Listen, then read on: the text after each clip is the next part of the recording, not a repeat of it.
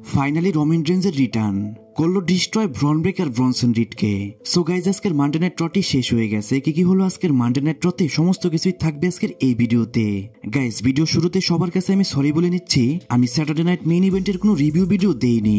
এর একটি কারণ হচ্ছে স্যাটারডে নাইট মেইন ইভেন্ট কিন্তু হয়েছিল ডাব্লিউডাব্লিউই ইউটিউব চ্যানেলে লাইভ, এই জন্যই আমি চাইনি দ্বিতীয়বার আপনাদের কাছে সেটা আমি রিপিট করতে। তাছাড়াও সেখানে গোলবার্গের ম্যাচ ছাড়া সেরকম কিছুই ছিল না, মাত্র 3টা ম্যাচ ছিল স্যাটারডে নাইট মেইন ইভেন্টে। এক কথায় বলতে গেলে স্যাটারডে নাইট মেইন ইভেন্টের থেকেও অনেকটাই বেটার হয়েছে এভলিউশন। গতকাল যে এভলিউশন হয়েছে সেখানে আমরা দেখতে পেয়েছি নিউ ওমেন ওয়ার্ল্ড চ্যাম্পিয়নকে, আর গাইস সেখানে নিয়মিতার মানি ইন দ্য ব্যাংকটি ক্যাশ ইন করে সে কিন্তু হয়েছে নতুন ওমেন চ্যাম্পিয়ন। তাই গাইস আমি আবারও সবার কাছে সরি বলে নিচ্ছি এবারে স্যাটারডে নাইট মেইন ইভেন্টের রিভিউ ভিডিও না দেওয়ার জন্য। যাই হোক, এখন আসি আজকের মানডে নাইট ট্রতে। আজকের মানডে নাইট ট্রট শুরুতেই new women champion Naomi ring এর মধ্যে আসে।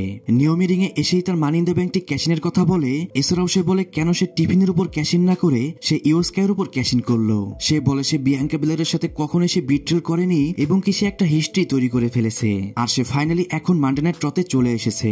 তখনই সেখানে রিয়া রিপ্লে চলে আসে। সে এসেই বলে এভলিউশনে আমার 2টা গোল ছিল, একটা হলো ইয়ো স্কাইকে বিট করা, আরেকটি হলো নিউ ওমেন চ্যাম্পিয়ন হওয়া। কিন্তু নিয়মি তুমি সেটার 2টাই করে ফেলেছো, তাই তুমি আমার লিস্টে চলে এসেছো। তখনই সেখানে ইয়ো স্কাই চলে আসে। ইয়ো স্কাই এসে তার রিম্যাচটি আবারও চায়। আর গাইস তখনই তাদের মধ্যে একটা ঝামেলা শুরু হতেই যাবে। তখনই সেখানে অ্যাডাম পিয়ার্স চলে আসে। অ্যাডাম পিয়ার্স এসে তাদের মধ্যে সামার স্ল্যামে একটা ট্রিপল থ্রেট ম্যাচ কনফার্ম করে দেয়। আর গাইস এই ম্যাচটা হবে কিন্তু ওমেন চ্যাম্পিয়নশিপ ম্যাচের জন্য।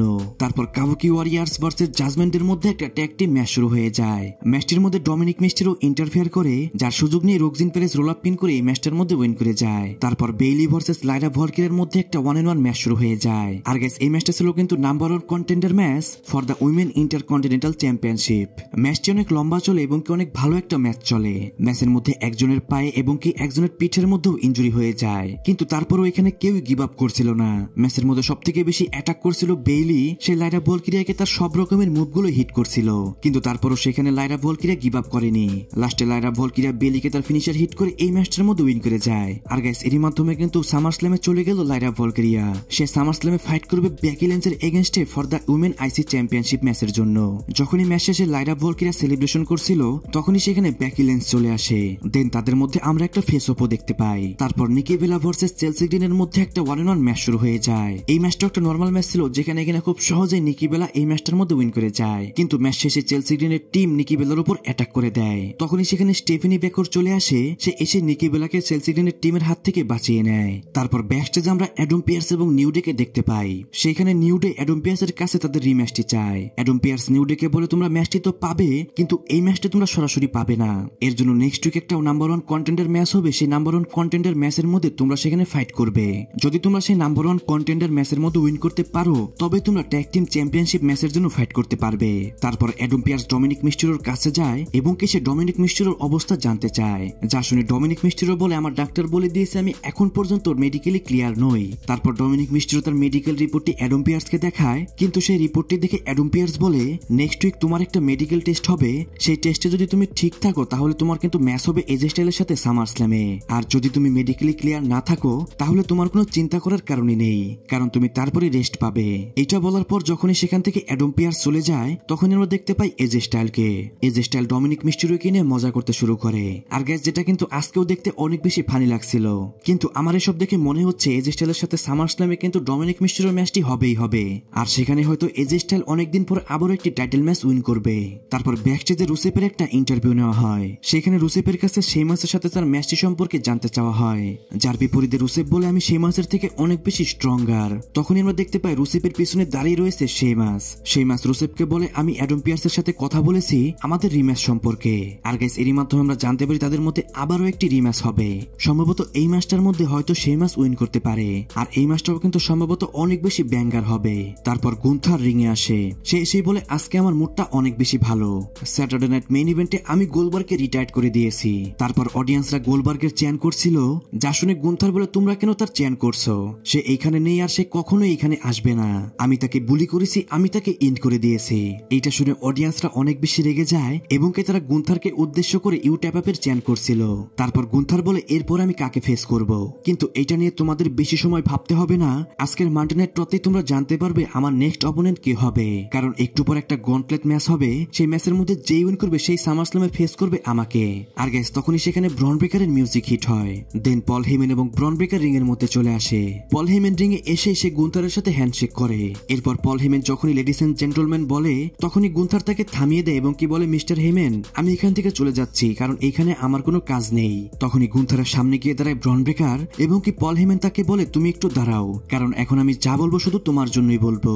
এরপর পল হেমেন বলে আজকে যদি এই গন্টলেট ম্যাচটার মধ্যে ব্রন ব্রেকার উইন করে তাহলে সে সামারস্ল্যামে তোমাকে সেখানে বিট করে দিবে আর ব্রন ব্রেকারই হবে next world heavyweight champion.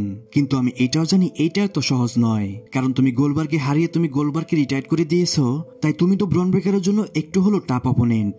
But তোমার একটা জিনিস মনে রাখতে হবে, ব্রন ব্রেকার হচ্ছে নিউ বিগ থিং এবং ব্রন ব্রেকারই হচ্ছে নিউ বিগ ডগ। ব্রন ব্রেকার কোনো সিম্পল অপোনেন্ট নয়, সে একজন স্টাইনার যে সবাইকে ডিস্ট্রয় করে দিতে পারে এবং সেই হবে নিউ ওয়ার্ল্ড হেভিওয়েট চ্যাম্পিয়ন। এই কথা শোনার পরে কিন্তু গুন্থার সেখান থেকে চলে যায় আর সেখানে চলে আসে পেন্টা। আর গাইস এরপরে কিন্তু এই গন্টলেট ম্যাচটা শুরু হয়ে যায়, যে ম্যাচটা শুরু করে পেন্টা এবং ব্রন ব্রেকার। বরাবরের মতোই পেন্টা এবং ব্রন ব্রেকারের দুইজনের ম্যাচটা কিন্তু অনেক ভালোই চলে, কারণ দুইজনের মধ্যে যে ফাইট করার মতো আন্ডারস্ট্যান্ডিং সেটা কিন্তু সত্যি দেখার মতো। ম্যাচটার মধ্যে বেশি সময় ব্রন ব্রেকার ডমিনেট করতে পারলেও পেন্টার পারফরমেন্সও কিন্তু অনেক ভালো ছিল। পেন্টা যখনই ফাইট ব্যাক করে সে কিন্তু অনেক ভালো ভালো ফাইট দিচ্ছিল। তারপরও লাস্টে ব্রন ব্রেকার একটা পেন্টাকে স্পেয়ার হিট করে এবং কি সে এর মাধ্যমে পিনফল করে পেন্টাকে এলিমিনেট করে দেয়। তারপর সেখানে চলে আসে এলএ নাইট। আর গাইস তারপরে এলএ নাইট ভার্সেস ব্রন ব্রেকারের মধ্যেও একটা ওয়ান-অন-ওয়ান ম্যাচ শুরু হয়ে যায়। এলএ নাইট এসে প্রথমে তো অনেক ভালোই ফাইট করছিল, সে বেশিরভাগ সময় এই ম্যাচটার মধ্যে ডমিনেট করে। লাস্টে এলএ নাইটকেও ব্রন ব্রেকার একটা স্পেয়ার হিট করে সে এলিমিনেট করে দেয়। তারপর সেখানে চলে আসে জে উসো। আর গাইস তারপরে জে উসো ভার্সেস ব্রন ব্রেকারের মধ্যে একটা ওয়ান-অন-ওয়ান ম্যাচ শুরু হয়ে যায়। জে উসো প্রথম থেকেই অনেক বেশি ভালো ফাইট করছিল, সে বলতে গেলে সব থেকে ভালো টক্কর দেয় ব্রন ব্রেকারকে। জে উসো ব্রন ব্রেকারকে একটা স্পেয়ার হিট করে পিনফল করে কিন্তু সেখান থেকে কিক আউট করে দেয় ব্রন ব্রেকার। এরপর যখন জে উসো স্প্ল্যাশ হিট করতে যায় তখনই সেখানে ইন্টারফেয়ার করে ব্রনসন রিড। আর গাইস এই সুযোগে ব্রন ব্রেকার একটা স্পেয়ার হিট করে আর জে উসোকেও সে এলিমিনেট করে দেয়। তারপর সেখানে ব্রন ব্রেকারের ফাইনাল অপোনেন্ট চলে আসে সিএম পাঙ্ক। সিএম পাঙ্ক এসে তার কস্টিউম না খুলে সে ব্রন ব্রেকারকে অ্যাটাক করে দেয়। তারপর তাদের দুইজনের মধ্যে আমরা অনেক ভালো একটা ম্যাচ দেখতে পাই, যেখানে দুইজনে দুইজনের উপর ডমিনেট করে। স্পেশালি সিএম পাঙ্ক প্রথম থেকেই আজকে অনেক বেশি ডমিনেটিং মুডে ছিল। ম্যাচের একটি মোমেন্টে সিএম পাঙ্ক টপ রোপের ওপর থেকে এলবো ড্রপ হিট করতে যায়, কিন্তু তখনই সেখানে আবারও ব্রনসন রিড ইন্টারফেয়ার করে, কিন্তু তারপরও সেখানে সাকসেসফুলি এলবো ড্রপটি হিট করে সিএম পাঙ্ক। দেন সিএম পাঙ্ক পিনফল করলেও সেখান থেকে কিক আউট করে দেয় ব্রন ব্রেকার। এরপরে আমরা দেখতে পাই সিএম পাঙ্কের উপর অ্যাটাক করে দেয় ব্রনসন রিড। আর গাইস এই ম্যাচটার মধ্যে সবকিছুই অ্যালাউ ছিল, তাই এই ম্যাচটা কিন্তু এইখানে ডিকিউর মাধ্যমে শেষ হয় না। যে উসো তো ব্রনসন রিডকে সেখান থেকে নিয়ে যায় আর তখনই সিএম পাঙ্ক একটা জিটিএস হিট করে ব্রন ব্রেকারকে। দেন সিএম পাঙ্ক পিনফল করে এই ম্যাচটার মধ্যে উইন করে যায়। আর গাইস এরই মাধ্যমে কিন্তু সিএম পাঙ্ক নাম্বার 1 কন্টেন্ডার হয়ে গেল ফর দ্য ওয়ার্ল্ড হেভিওয়েট টাইটেলের জন্য, যা কিন্তু আমরা দেখতে পাচ্ছিলাম দূর থেকে দাঁড়িয়ে দাঁড়িয়ে দেখছিল গুন্থার। ফাইনালি কিন্তু সিএম পাঙ্ক গুন্থারকে ফেস করবে সামারস্ল্যামে for the world heavyweight championship টাইটেলের জন্য। কারণ সিএম পাঙ্ক বর্তমানে অনেক বেশি ফ্যান ফেভারিট, তাই সে যদি চ্যাম্পিয়ন হয় তাহলে কিন্তু ডাব্লিউডব্লিউ এর জন্য অনেক বেশি বেনিফিশিয়াল হবে। সিএম পাঙ্ক যখন থেকে ডাব্লিউডব্লিউ তে রিটার্ন করেছে তখন থেকে এই পর্যন্ত কিন্তু সে একটাও সিঙ্গেল টাইটেল উইন করতে পারেনি। এইবার যদি সে ওয়ার্ল্ড হেভিওয়েট চ্যাম্পিয়ন হয় তাহলে কিন্তু আমার কাছেও অনেক বেশি ভালো লাগবে। যাই হোক গাইস, ম্যাচটি শেষে আবারও ব্রন ব্রেকার এবং ব্রনসন রিড জে উসো এবং সিএম পাঙ্কের উপর অ্যাটাক করে দেয়। সেখানে যখনই ব্রনসন রিড তার সুনামি হিট করতে যাচ্ছিল তখনই সেখানে মিউজিক হিট হয় আমাদের সবার প্রিয় রোমান রেঞ্জের। আর গাইস তারপরে রোমান রেঞ্জ রিং এ আসে এবং কি সেখানে ব্রন ব্রেকার এবং ব্রনসন রিডকে ডিস্ট্রয় করে দেয়। এতদিন সবাই বলছিল কোথায় রোমান রেঞ্জ, কোথায় রোমান রেঞ্জ, তাদের জন্যই বলছি ফাইনালি রোমান রেঞ্জের রিটার্ন হয়ে গেল। কিন্তু যেহেতু সেথ রোলিন্স একটা ইনজুরির কারণে ডাব্লিউডব্লিউ এর বাইরে রয়েছে, তাই এখন দেখার বিষয় রোমান রেঞ্জের নেক্সট অপোনেন্ট কে হবে, সেটা কি ব্রন ব্রেকার নাকি ব্রনসন রিড। গাইস অনেক বেশি চান্স রয়েছে সামারস্ল্যামে হয়তো রোমান রেঞ্জ ভার্সেস ব্রন ব্রেকারের মধ্যে আমরা ম্যাচই দেখতে পারবো। এছাড়াও এটাও হতে পারে যে Uso Roman range versus ব্রন breaker এবং ব্রনসন রিডের ট্যাগ টিম ম্যাচও আমরা দেখতে পারি।